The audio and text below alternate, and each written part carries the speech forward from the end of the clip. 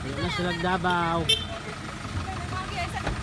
One day, isang araw, nakamata naman tayo, sobrang gwapo at siyempre naglinis na kaagad tayo ng ating kusina na napakadumi naman talaga. Ngayong araw may maabot tayo na bisita na sobrang layo ng pinanggalingan, galing pa sila ng Davao City Hall. Ngayong araw is ganado tayo mag vlog, kaya ito sinuot na natin itong ating equipment na galing sa Shopee at hindi pa natin nabayaran ito kay Nancy Pastilan Dolor. At siyempre dahil nag-request siya na magluto tayo ng Bisayang manok, nangawat na tayo sa silingan, no? Kaya pasensya sa nakawatan natin silingan, nagdali-dali tayong pumunta dun sa bahay nating pagkakawatan. Medyo malayo din to, kaya nagbiyahe ako dito at sobrang bilis ng aking pagkabiyahe at nakarating na ako dito. Pag abot ko dito sa bahay, napakaswerte dahil walang tao.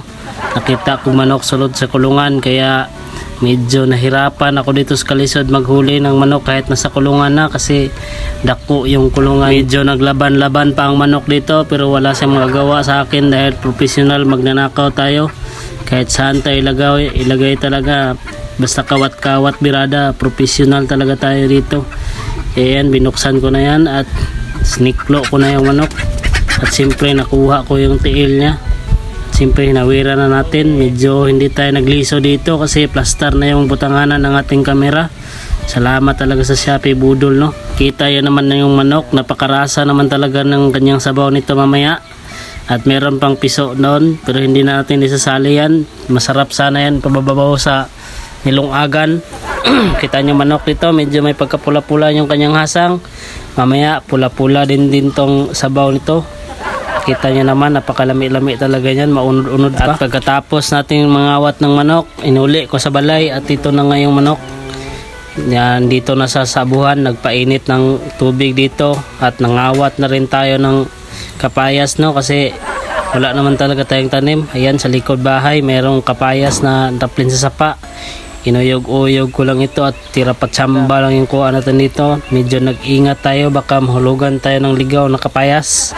Yan, uyog-uyog ko lang. Hindi na rin masyado nating tinabihan yung kapayas, baka magalit na yung tagiya at barilin tayo ng shotgun dyan. At ito na nga, kinuha ko sa ubos, nahulog lang to kaya medyo nagduga-duga kanyang lawas.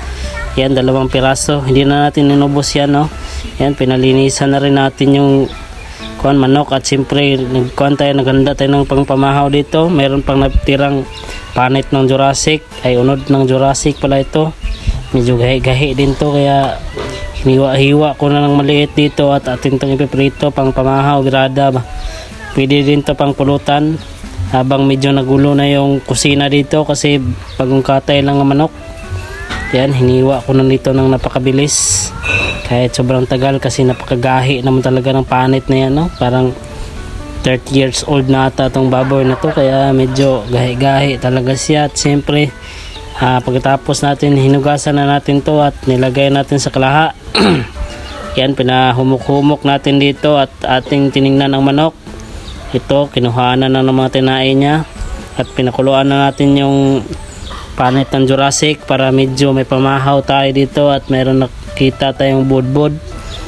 Masarap din yung budbud na galing sa minteryo, kaya tinikman natin. Lami-lami din siya, medyo kulang lang siya konti ng asukal, pero pwede na rin. Yung shout out pala sa nag-iwan ng budbud sa minteryohan, napakalami ng inyong budbud, kulang sa asin gamay o sugar.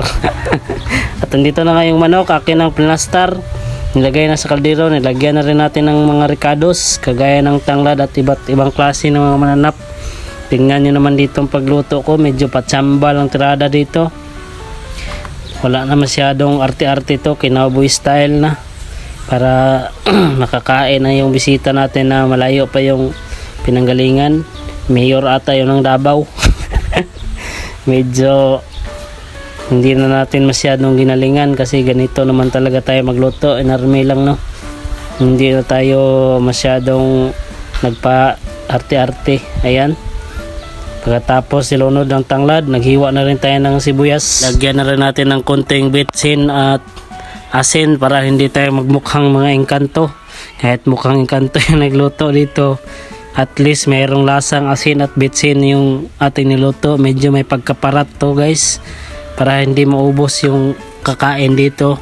Medyo damihan natin yung asin Ganon ang technique. Siyempre, dahil muntikan ko na nakalimutan, nilagyan ko na rin ito ng kapayas na ninakaw natin sa likod bahay. Kaya pampakuan nito, pampadungag sa star-star nga sabaw ba. At hindi na nagdugay, nakaabot ng yung mga mayor. Ayan na sila sa gawas. Medyo pitos yung kahimtang nila dito kasi mainit at maliit yung ating balay. At ayan, ipinastar na namin yung labisa dito sa sala namin na maliit.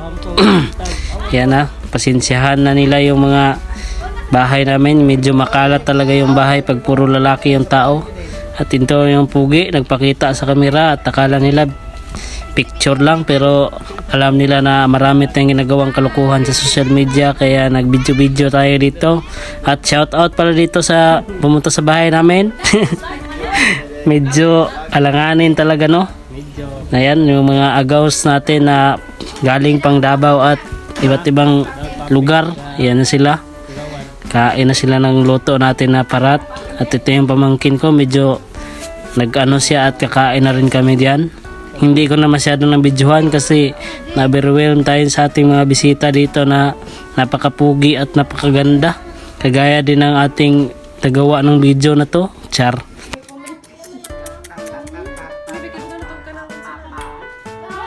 Nagtapok talaga yung mga igagaw, no? Hindi maiwasan na magchika-chika at tinikman ko yung luto ko. Agoy, parat na unay ako sa aking niluto. Parat talaga yan, guys. Yung totoo. Diyos ko, patay tayo dyan. At ayan na nga, tinikman ko rin yung dala nila. Nako, lami-lami yung dala nila. Mas masarap na yun kaysa sa niluto ko. Pero ayos lang kasi pang-cowboy naman tirada ng mga to. Ayan, kumuha na rin ng cook si Mayura. Siya pala nagpabili dito. Iba talaga pag mayor ka ng ng bang lugar yon basta. Ang kabiliban ko talaga dito sa mga taong to, no? Kahit na successful na, kinauboy pa rin yung tirada nila. Kagaya sa atin na cowboy rin. And cowboy naman talaga kaming lahat dito. Kaya medyo kulang yung kutsara at plato.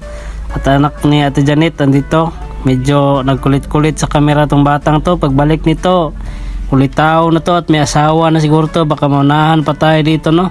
Magiging laon ata yung nag-video. At hanggang dito na lang tayo, no? Medyo mathaba-haba din yung ating mga yaw dito, pero sana nabusog yung bisita natin at maraming salamat sa pagdalaw mga gawins. See you at mag-ingat kayo sa biyahe. Bye-bye!